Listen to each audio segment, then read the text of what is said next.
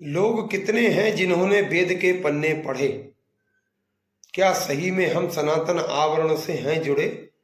गीता कहाँ है और पुराणों का बताओ क्या हुआ?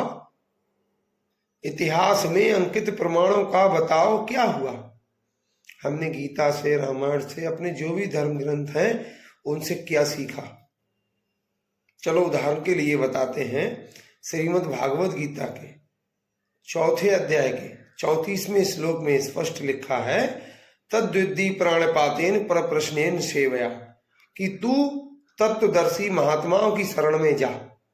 उसी श्रीमद् भागवत गीता के 9वें अध्याय के 20वें श्लोक में स्पष्ट कहा है, त्रैविधा माम सोमपाहा पूत पापा यज्ञ रिष्ट्वा स्वर्गतिम प्रार्थयन्ते, कि तीनों वेदों में बताए गए कर्मों के अनुसार पूजा पाठ यज्ञ इत्यादि करने से जीव स्वर्ग और वैकुंठ में देवों के समान सुखों को, देवताओं के समान सुखों को भोगता है।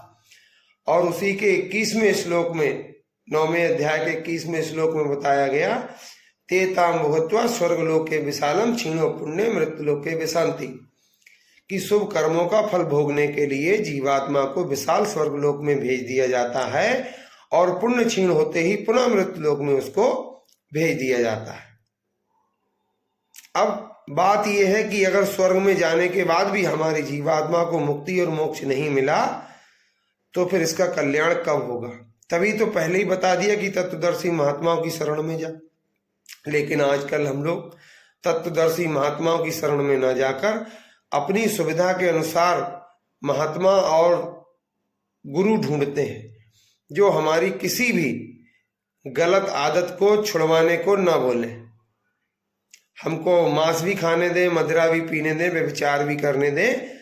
तो ऐसे मनमाने ढंग से आचरण करने वाले लोगों को गीता कहती है 16वें अध्याय का 23वां श्लोक, या शास्त्र विधि मुत्सृज्य वर्तते काम कारता नासा सिद्धिम वापनोति न सुखम न परांगतिम, जो व्यक्ति अपनी शास्त्र विधि को त्याग कर मनमाने ढंग से आचरण करता है उसको न सुख मिलता है, न सिद्धि मिलती है, न परम गति यानी कि मोक्ष मिलता है। तभी तो रामचरितमानस में कहा, गुरु बिन भवनिध तरय न कोई, जो विरंच शंकर सम होई, कि गुरु के बिना भवसागर पार नहीं जा सकते। अब गुरु हो कैसे? जो शब्द सने ही और शब्द बिना दूसर नहीं से ही, जिनको कहा भगवान राम ने प्रथम भगति संतन कर संगा। ऐसे संतों के लिए बताया कि नाम रहत संतन अधीना, जो समय के संत सदगुरु हैं उनसे नाम दीक्षा लो, तब जीवात्मा का कल्याण होगा। वैसे तो 6 गुरु हमारे सबके जीवन में, माता पिता, दाई माँ, नामकरण करने वाले पंडित जी, शिक्षा देने वाले अध्यापक, राम नाम का सुमिरन कराने वाले 5वें गुरु, इन सब का भ्रम तोड़कर और ओंकार से नाता जोड़ने वाले 6ठे गुरु। लेकिन 6ठे गुरु तक हम कर लेते हैं और 7वें गुरु के लिए बताया कि सदगुरु खोजो री प्यारी, जगत में दुर्लभ रतन यही। तो सदगुरु नहीं मिलेंगे तब तक 6 गुरुओं से हमारी जीवात्मा आवागमन के चक्कर से मुक्त नहीं होगी। जैसे भांवरे माताएं बहनें गाती हैं कि अभी छठी भंवरिया रे आवे तो बेटी बाबुल की।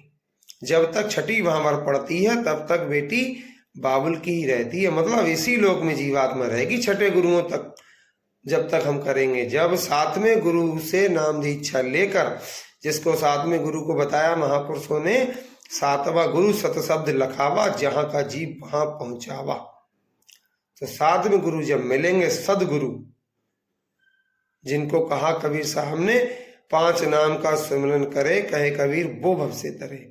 वो समय के महापुरुष जो 5 नाम का नामदान दे रहे हैं, इस समय पर उज्जैन वाले परम पूज्य बाबा उमाकांत जी महाराज ही हैं। यदि आप अपनी जीवात्मा का कल्याण करना चाहते हैं, अपनी जीवात्मा को आवागमन के बंधन से मुक्त कराना चाहते हैं, तो आपको और हमको सभी को समय के महापुरुष की शरण में जाकर उनसे नाम दीक्षा लेकर और उनके बताए मार्ग पर चलना होगा, तब हमारी जीवात्मा का कल्याण होगा।